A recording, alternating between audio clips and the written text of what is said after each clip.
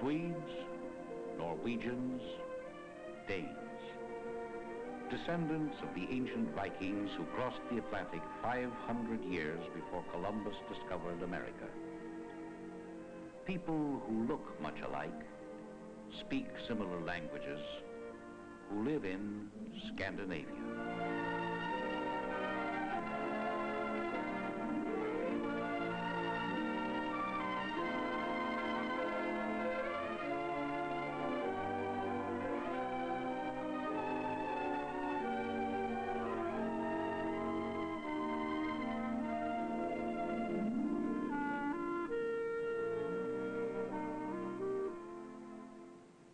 In the extreme north of Europe, as far north as Alaska, are the countries of Scandinavia: Denmark, Norway, Sweden. Much of Norway and Sweden lie within the Arctic Circle. Yet, for the most part, the climate is moderate, with warm summers and winters much like those in the northern United States. From the Gulf of Mexico, a current of warm water, like a river in the sea, flows northeastward across the Atlantic.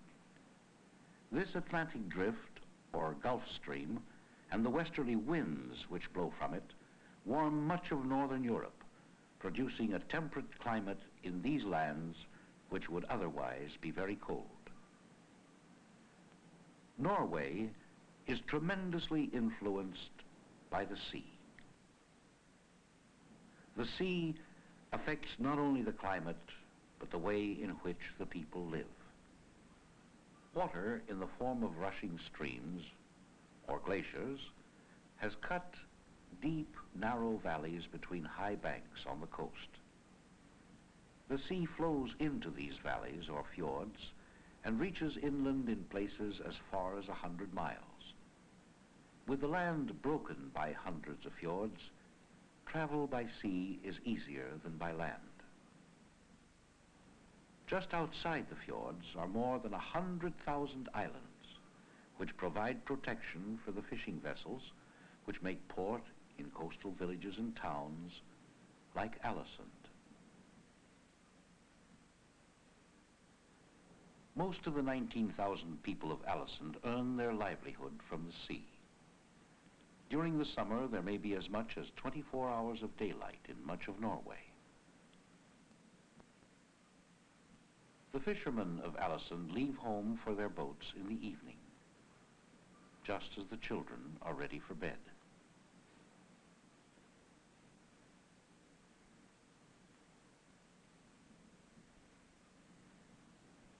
Ivar Molnes and his brothers fish the coastal waters in their own well-equipped trawler. The Norwegian coast is one of the world's great fishing grounds. Norwegian fishermen among the world's best and most prosperous.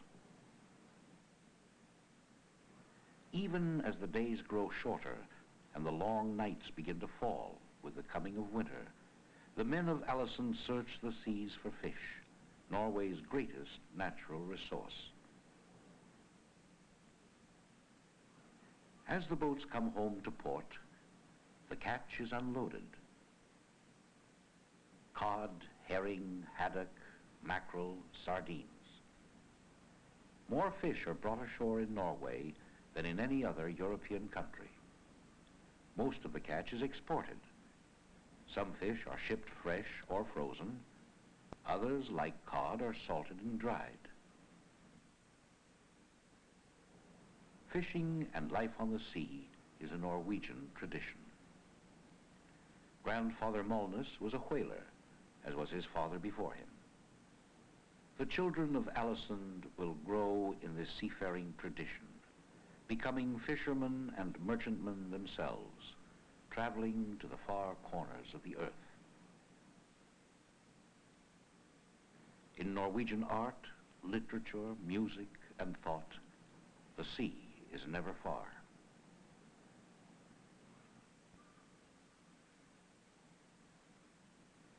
Shipping is fundamental to the Norwegian economy. Shipping services are Norway's chief export and source of income. Her fleet, the third largest in the world. Most of it is engaged in transport between foreign ports only, and in almost any one you will be sure to find Norwegian ships and Norwegian seamen. Norway has always turned to the sea, perhaps because of the nature of the land. Mountains cover nearly all of the country. In the valleys between the mountains are small farms, but less than 3% of the land is good for agriculture, and Norway must import much of her food supply. The land is not rich in natural resources. The people cultivate the little soil they possess.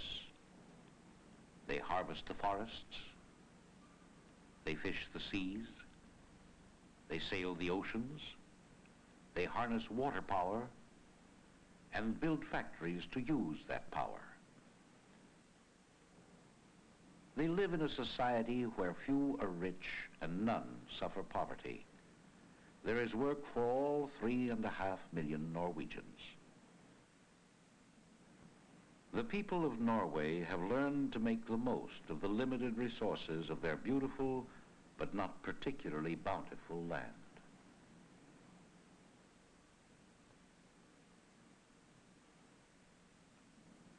A peninsula jutting from the European mainland and about 500 islands make up the archipelago of Denmark, the smallest country of Scandinavia, one of the smallest in Europe, a land about half the size of the state of Maine. Here, no mountains or fjords or rushing streams.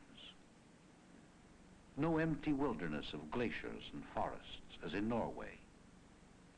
Instead, mile upon mile of open farmland to which the people of Denmark have turned for their livelihood. Over 75% of the land is usable for farming. Few countries have so large a percentage of workable farmland. The Nielsens are farmers, small farmers. Eric Nielsen owns his own 40 acres, and with the help of his family, works it without outside help.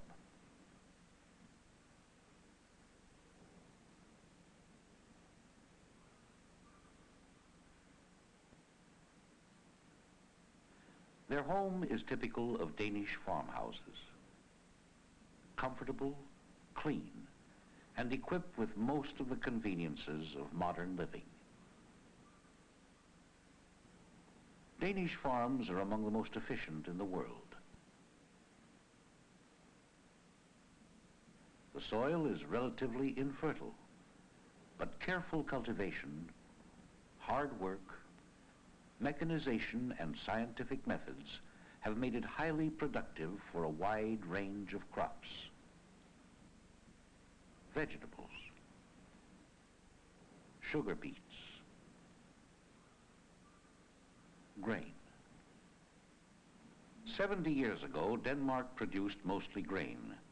Then competition from the great wheat fields of the New World forced a change. The Danes turned to large-scale livestock production, developing their own cattle breeds, like the Red Danish, which supplies milk, meat, butter, and cheese to much of Europe. They developed their own breed of pigs, which have made Danish ham and bacon famous. There is little left to chance on a Danish farm. Scientific feeding produces animals of remarkably uniform quality in the shortest possible time. Danish farmers work closely together, meeting on each other's farms to exchange information.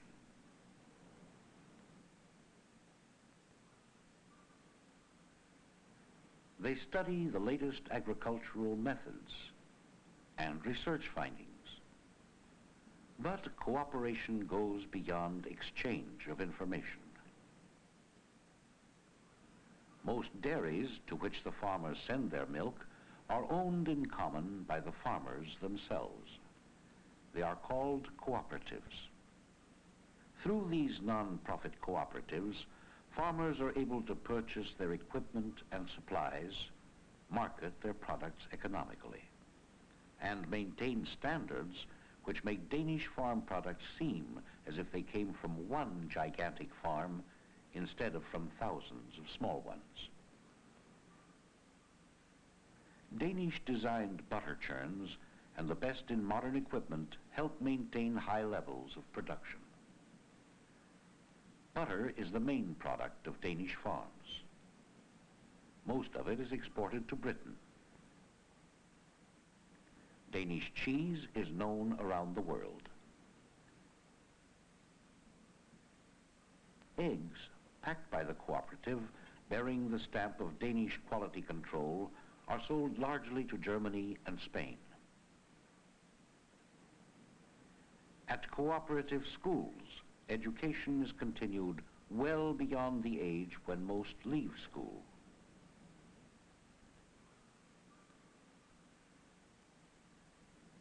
Farm families shop at cooperatively owned stores. For over 100 years, cooperatives have flourished in Denmark. Agriculture is the basis of the Danish economy. These farms and the people who work them, Denmark's greatest resource. There is limestone used in the making of cement under much of the country, but there is little else. Denmark is extremely poor in natural resources. Raw materials for industry must be almost entirely imported. Wood, for the fine Danish furniture which has created a worldwide demand for itself.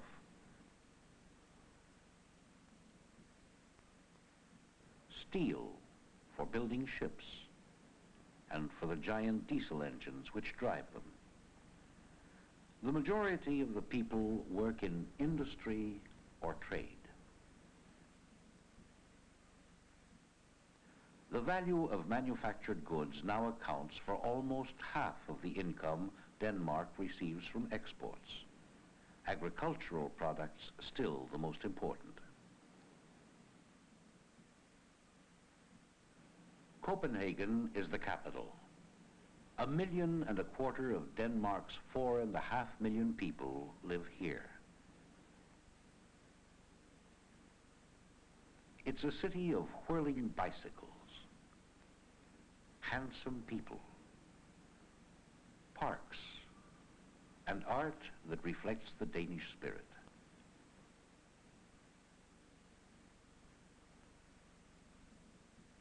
The Little Mermaid from the tales of Denmark's beloved Hans Christian Andersen looks out across Copenhagen's harbor. The people of Denmark, energetic, intelligent, educated, disciplined, have created a nation and a standard of living envied by much of the world, and done it in spite of an almost total lack of natural resources. The largest and wealthiest country of Scandinavia is Sweden. Both in size and outline, it resembles the state of California. In the northern two-thirds of the country, great forests of pine and spruce cover almost all of the land. Literally billions of trees cover well over half of Sweden. Mountains rise along the Norwegian border. From the mountains flow thousands of rushing streams. Rivers and lakes cover over 1/10 of the country. The farms of Sweden are in the south, where the land is much like that of Denmark, open, rolling, highly productive. While Danish farms are invariably small, those of Sweden range from a few acres to giant estates. From less than 10% of the land area, Sweden feeds herself abundantly well. The rich farmlands, the stately silent forests, the swift streams and rivers, the gray iron mines far north in the land of the midnight sun. These are the great natural assets of another people who have learned to use them well. Let us see how. 250 million trees a year are felled and driven down a unique network of rivers to the mills along the coast.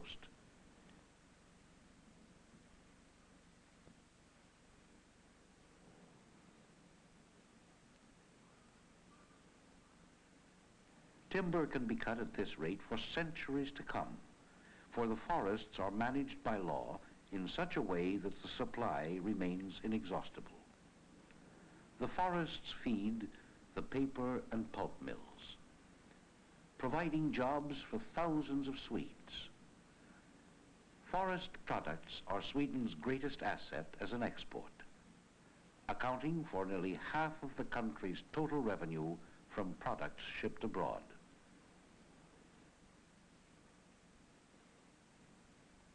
Iron ore is mined in vast quantities north of the Arctic Circle. So much iron is here that 9/10 of it is exported, much of it through the Norwegian Arctic port of Narvik. From iron ore, mills produce the famous Swedish steels known all over the world.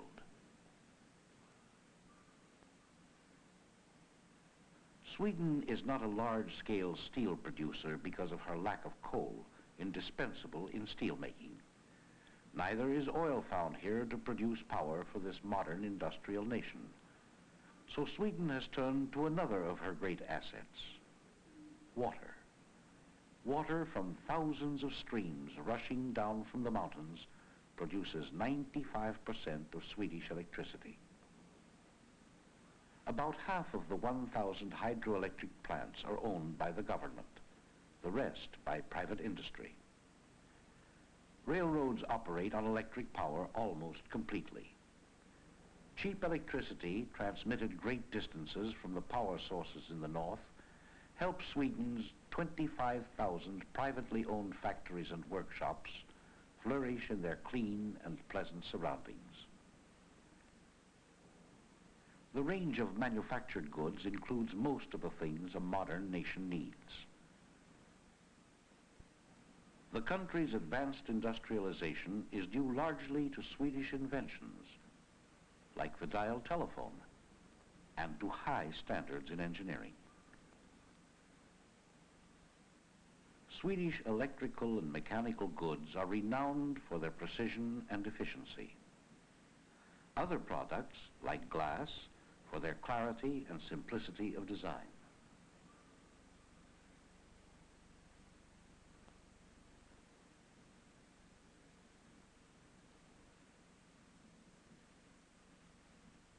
Swedish workmen enjoy one of the world's highest living standards. Ingmar Peterson works in a glass factory, 7 hours a day, 5 days a week. In their attractive homes, families like the Petersons have most of the material things which make life comfortable and secure. Ingmar Peterson has ample leisure time to spend at home with his family. The government pays him an allowance for each child under 15. He is entitled to at least 3 weeks vacation each year with full pay. He has both the time and income to enjoy the natural delights of his country. Should he become ill, he is paid a daily sickness benefit. Hospitals provide free medical care. There is an old age pension for everyone. Sweden believes that all citizens are entitled to a certain protection on the basis of need rather than ability to pay, and that ultimately society will gain by providing such care, as it gains by providing better education. Tuition fees have been abolished even at the university level. Everyone attends good schools in a publicly financed system. The teaching profession enjoys considerable prestige. Stockholm is Sweden's capital, a city built on a dozen islands. A city old in history and tradition, but as modern as any in the world.